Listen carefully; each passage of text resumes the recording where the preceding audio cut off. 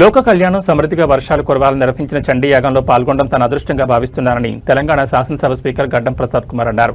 El Niño ప్రభావంతో కరువు పరిస్థితులు ఏర్పడ్డాయని, ప్రజలకు మంచి వర్షాలు కురిసి పంటలు సమృద్ధిగా పండాలని ఆకాంక్షించారు.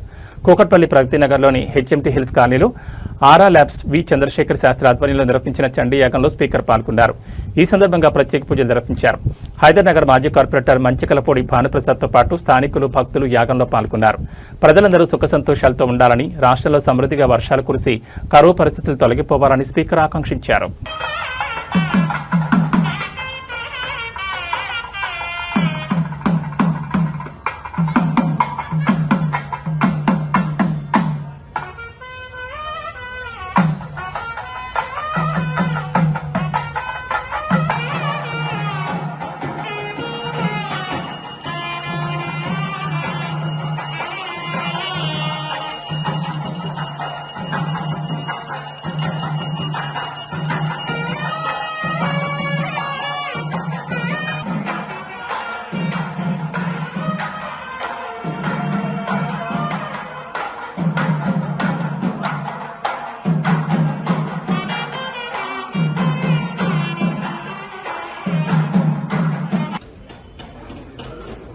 లోక కళ్యాణం దృష్టిలో పెట్టుకొని చంద్రశేఖర శాస్త్రి గారు ఈరోజు చండీ హోమం చేయడం, మరి అదేవిధంగా నేను దానికి హాజరు కావడం, ఎల్నినో సందర్భంగా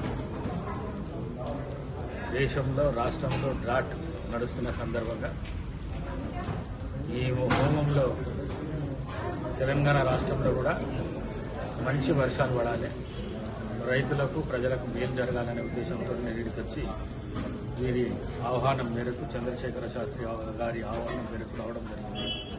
మరి అది కూడా మొక్కడం జరిగింది. తప్పకుండా దీని ఫలితం ముందు ఉంటుందని చెప్పేసి తెలియజేసుకుంటూ సెలవు.